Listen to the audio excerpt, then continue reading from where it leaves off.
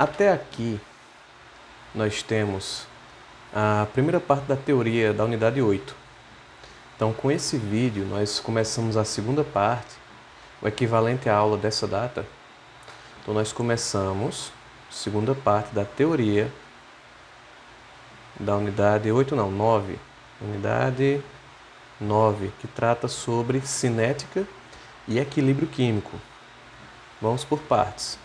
Então, nós terminamos a primeira parte da teoria com o princípio de Le Chatelier, que fala sobre o sistema buscar sempre alcançar um novo estado de equilíbrio após perturbações. Perturbações que podem vir de fatores como concentração, pressão, volume e temperatura. Então, vamos detalhar cada um. Onde, quando se trata do fator concentração, nós podemos ter alterações nas quantidades que ocasionam alterações na concentração, que por consequência alterações na constante de equilíbrio. Nós vimos que existe a constante de equilíbrio e o quociente de reação, onde um indica que o sistema se encontra em equilíbrio e o outro indica que ele está fora do equilíbrio. E aí, tratando desse fator, adição ou eliminação de reagentes ou produtos. O que acontece com esses dois valores? Lembrando, constante de equilíbrio, quociente de reação. Temos uma representação genérica da reação, onde, uma primeira situação, nós temos o QC maior que o KC. Lembrando da fórmula, que o QC vai ser também concentrações dos produtos sobre a concentração dos reagentes, porém fora do equilíbrio, enquanto que o KC são esses valores no equilíbrio. Se, numa primeira situação, o QC está maior que o KC, é porque houve aumento na concentração de produtos ou diminuição na concentração de reagentes. Representando assim de forma genérica, houve um aumento aqui.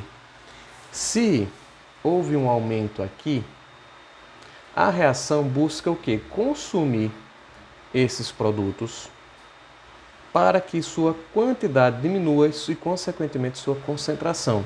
Ou seja, traduzindo aqui esses sinais, esses três sinais que foram acrescentados na reação genérica. Se aumenta a concentração dos produtos, o sistema busca o sentido inverso para que haja mais consumo dos produtos, maior formação dos reagentes. Como assim? Então a gente viu que equilíbrio pode haver a situação direta, a reação direta e a inversa. Na direta, reagentes se consomem, produtos se formam. Na inversa, produtos se consomem, reagentes se formam. Então, fechando tudo agora, num acréscimo de produtos, ou no aumento da concentração de produtos, o sistema consumirá esses produtos formando reagentes para que o sistema volte a entrar em equilíbrio. Ou seja, a reação avança para reagentes. Aqui está. A outra situação. Se o quociente de reação é menor do que a constante de equilíbrio, o que acontece?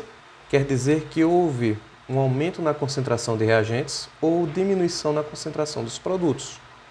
Na reação genérica, aconteceria isso, aumento da concentração dos reagentes ou diminuição dos produtos, o que ocasiona uma reação no sentido direto, reação que avança para os produtos. Para quê? Para consumir esses reagentes que estão a mais, formar mais produtos e assim voltar ao estado de equilíbrio, já que nessa segunda situação estamos tratando dessa condição, quociente de reação menor do que constante de equilíbrio. Então, para isso ser corrigido, a reação avança no sentido direto. Para que tudo isso buscando essa terceira situação, que é quando o sistema se encontra em equilíbrio, ou seja, as concentrações de reagentes e produtos são aquelas que estão para o cálculo do KC, da constante de equilíbrio. Então, vamos ao exemplo. Reação aqui, de monóxido de carbono com oxigênio formando dióxido de carbono. O que acontece se aumentar a concentração do monóxido de carbono? Vai haver um aumento aqui nos reagentes. A reação se desloca no sentido dos produtos para que haja um consumo desse excesso de monóxido de carbono, formação de mais produtos para que o Kc diminua. Isso aqui vai ocasionar vai ocasionar um aumento de Kc. A reação avançar assim ocasiona um aumento de Qc, buscando o equilíbrio. Isso ocasiona isso, em busca disso. Mas na verdade, lá no início, quando acontece esse acréscimo de reagente, há uma diminuição do quociente de reação. Por quê? Vamos para a fórmula. Se você aumenta aqui, o resultado total, o resultado final diminui. Então, quando você, em poucas palavras, aumentou o reagente, diminui o Qc. Aumentou o produto, aumenta o Qc. Segunda possibilidade, quando a gente aumenta o oxigênio. Oxigênio é reagente. Aumentou o reagente, diminui o Qc. Diminui o Qc, o que é que o sistema busca? Busca voltar ao equilíbrio. Ou seja, avança nesse sentido, causando um aumento no Qc, mas sempre buscando voltar aos valores de equilíbrio. Então, para esse exemplo aqui, a gente está tratando mais diretamente ao sentido que o sistema vai tomar. Aumentou o reagente? Sentido direto. Aumentou o reagente? Sentido direto. Aumentou o produto? Opa, mudou. Aumentando o produto, ó, vai aumentar aqui. Aumenta aqui em cima. Se aumentar aqui em cima, aumenta o resultado final. Então a gente vai ter um aumento de Qc. Para isso voltar ao equilíbrio, tem que tomar o sentido inverso. Para que o Qc diminua, em busca de voltar aos valores do equilíbrio, do Kc. No final eu faço um enquadramento da página toda. Então, de novo, aumentou o produto, aumentou o reagente, reação direta. Aumentou o reagente, reação direta. Aumentou o produto, reação inversa. Diminuiu o reagente. Então, se diminuir aqui, vai diminuir esse valor, aumentando o valor total. Então, a gente precisa formar mais reagente. Então, imagine como uma gangorra, onde aqui está tudo equilibrado. Se você diminui algo aqui, você precisa repor. Então, você tira desse lado e coloca nesse. Diminui reagente, sentido inverso. Diminui reagente, sentido inverso. Diminui o produto, sentido da reação direto.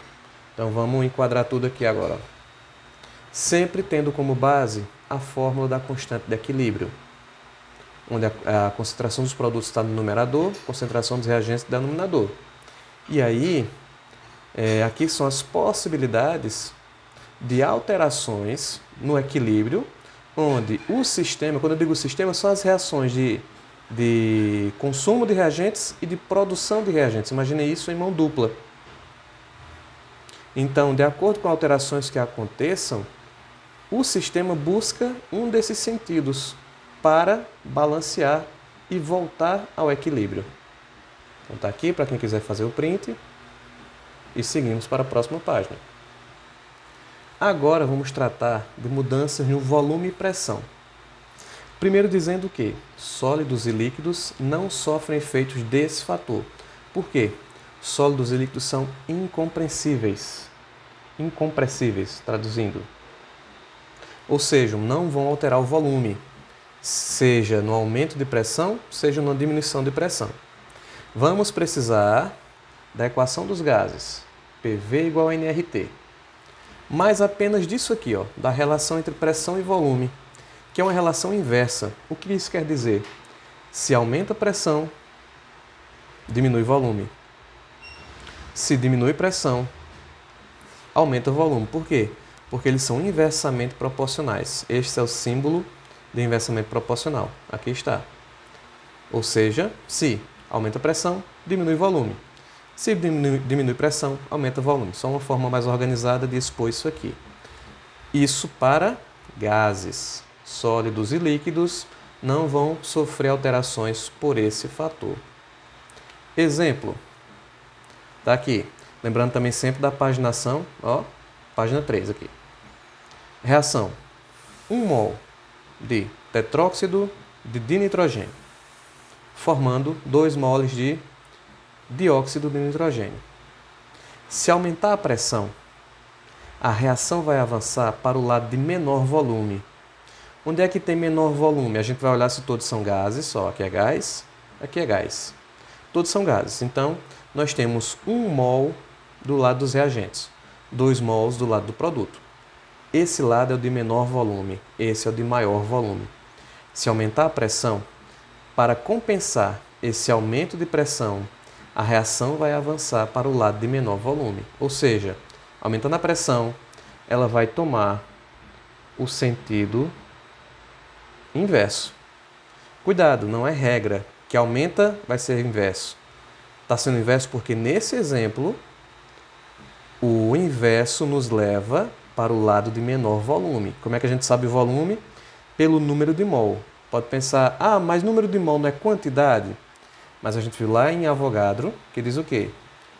1 mol tem 22,4 litros. Ou seja, 1 mol a gente pode transformar em volume. Quanto maior o número de mols, maior o volume. Quanto maior o número de mols, maior o volume. Então, fechando aqui a primeira possibilidade, se aumentar a pressão, a reação vai fazer isso aqui. Vai formar o tetróxido de nitrogênio. Por quê? Vai buscar o lado de menor volume para compensar esse aumento de pressão. E o contrário, se diminuir a pressão, a reação avança para o lado de maior volume. É a reação direta. Por quê? Diminuindo a pressão, ela precisa compensar essa diminuição de pressão aumentando o volume, ou seja, se ela for no sentido direto, vai haver mais formação, vai haver número maior de mols sendo formado, consequentemente, maior volume sendo formado. Então, fechando aqui, ó. Se aumenta a pressão, a relação pressão-volume diz o quê? Que o volume diminui. Traduzindo para equilíbrio, a gente diz que a reação busca o lado de menor volume. Quem é o menor volume aqui nessa reação? É o do sentido inverso. Se diminui a pressão, a reação procura o lado de maior volume, que nesse exemplo aqui é o sentido direto da reação. Então, mais uma vez aqui, para quem quiser fazer o print, ou dar uma olhada geral, página 3. Seguimos para a página 4. E aí, reações que não mudam, observação, quando não mudam o número de mol dos gases em reagente e produto, o que acontece? A mudança de pressão ou de volume não modifica a posição de equilíbrio, ou seja, não interfere no equilíbrio. Se você tiver 1 mol de um lado, 1 mol do outro, 2 de um lado, 2 do outro, ou seja, números de mol iguais, a pressão não vai alterar o equilíbrio desse sistema. Observação: é possível modificar a pressão também, sem modificar seu volume, nem seu estado de equilíbrio. Como? Se houver adição de um gás inerte ao sistema. Como assim gás inerte? Ele não vai reagir com nenhum dos componentes do sistema. Ele vai apenas fazer volume lá. Imaginem que os gases, eles ocupam todo um recipiente. Se você chegar e adicionar outro gás, vai haver mais moléculas ocupando o mesmo espaço. E esses gases que eu estou fazendo pontilhado não reagem com os gases tracejados. Representação esquemática. O que é que está acontecendo aqui? Está havendo um aumento da pressão total. Porém, havendo uma diminuição da fração molar de cada gás, mas que no fim não vai alterar. Por quê?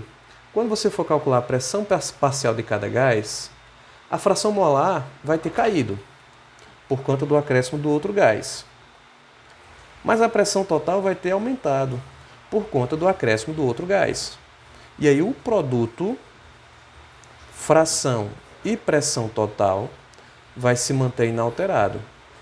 Ou seja, ao adicionar um gás inerte, a pressão parcial dos gases da mistura não se alteram. As pressões parciais, estou corrigindo aqui a regência. As pressões parciais dos gases componentes do sistema não vão se alterar. Por quê? Vai haver diminuição da fração de cada gás, porém vai haver um aumento da pressão total. Então, o produto disso aqui dará o mesmo valor de pressão parcial. Fechando, ao adicionar um gás inerte, é possível alterar a pressão do sistema, mas sem alterar a pressão parcial de cada gás. E aí seguimos para o outro fator que altera o equilíbrio, que é a mudança de temperatura. Que está aqui. Página 5. Ao mudar a temperatura, o que acontece? A gente viu que a temperatura é o único fator que altera diretamente o valor da constante de equilíbrio. Cada constante tem o seu valor para determinada temperatura. Onde nós temos, exemplo, de novo a reação do tetróxido de nitrogênio formando dióxido de nitrogênio. É uma reação endotérmica. Antes de seguir, o que é um processo endotérmico? É aquele que ocorre com consumo ou absorção de calor. Exotérmico ocorre com liberação de calor. Para ficar mais esquemático, eu gosto de fazer assim, ó. Tá aqui a reação. Se for endotérmica, eu gosto de representar assim, com o calor como sendo um fator, uma parcela da reação. Mas, se for endotérmico, esse calor fica nos reagentes. Se for exotérmico, esse calor fica nos produtos, ou no produto da reação, para ficar mais didático. Então, reação endotérmica ocorre consumo de calor, absorção, podendo ser representada assim. A reação inversa a essa reação aqui, ela vai ser exotérmica. Então, essa reação ela é classificada como endotérmica porque ela ocorre consumindo calor. Sua reação inversa, pegue isso e inverta. Vai ser exotérmica porque ela ocorre liberando calor. E o sistema em equilíbrio, como ficaria? Assim. 1 mol formando 2 moles. E o calor, nessa reação que é endotérmica, o calor aqui nos reagentes. A inversa dela é uma reação exotérmica. Aí vamos agora às adequações que o sistema faz. Quando há um aumento de temperatura, se é uma reação endotérmica, quando aumenta a temperatura, vai ter um aumento de calor. Se aumentar o calor, o que acontece? É como se aumentasse nos reagentes. Então a reação precisa caminhar no sentido direto para consumir esse calor. Se houver uma diminuição de temperatura na reação endotérmica, diminuição de temperatura na reação endotérmica, vai haver diminuição de calor. Imaginem um dos reagentes diminuindo. A reação precisa tomar o sentido inverso para compensar essa perda. Aqui está. Vamos falar um pouquinho mais sobre temperatura. De novo, mesmo exemplo. Está aqui o cálculo de sua constante de equilíbrio. Vamos fazer um quadro resumo. É uma reação endotérmica. Essa aqui. Podem haver reações exotérmicas também. Se numa reação endotérmica, endotérmica, houver aumento de temperatura, vai haver aumento de calor. Se houver aumento de calor, a reação toma um sentido direto, fazendo com que aumente a concentração de produtos, aumentando a constante de equilíbrio. Se houver, numa reação endotérmica, a diminuição de temperatura, diminui o calor, o sistema toma o sentido inverso. Vai haver maior formação de reagentes, havendo diminuição da constante de equilíbrio. E aí, isso aqui para uma reação endotérmica. Se aprender a endotérmica, sabe fazer a exotérmica. Por quê? Se é uma reação exotérmica, vamos agora fazer. Se é exotérmica, ou seja, ocorre liberando o calor, é só você inverter todos os sinais aqui. Se aumentar a temperatura, vai haver uma diminuição de calor, de consumo de calor. A reação vai tomar o sentido inverso. Vai haver menor produção, menor concentração de produtos e vai haver uma diminuição da constante de equilíbrio. É só inverter. Aprenda a endotérmica que você consegue fazer a exotérmica. Se houver uma diminuição da temperatura na reação exotérmica, vai haver aumento de calor, vai tomar o sentido direto, vai haver maior concentração de produtos e aí vai aumentar a constante de equilíbrio. Vejam que o quadro da endotérmica é o inverso da exotérmica. E aqui no quadro resumo, vamos ter tudo isso aqui resumido. Aumento de temperatura para endotérmica e exotérmica. Na endotérmica, se aumentar a temperatura, aumenta calor, reação toma esse sentido, aumenta a constante de equilíbrio, ou seja, aumentou a temperatura, aumenta a constante. Na exotérmica, aumentou a temperatura, diminui a constante. E o inverso também vale.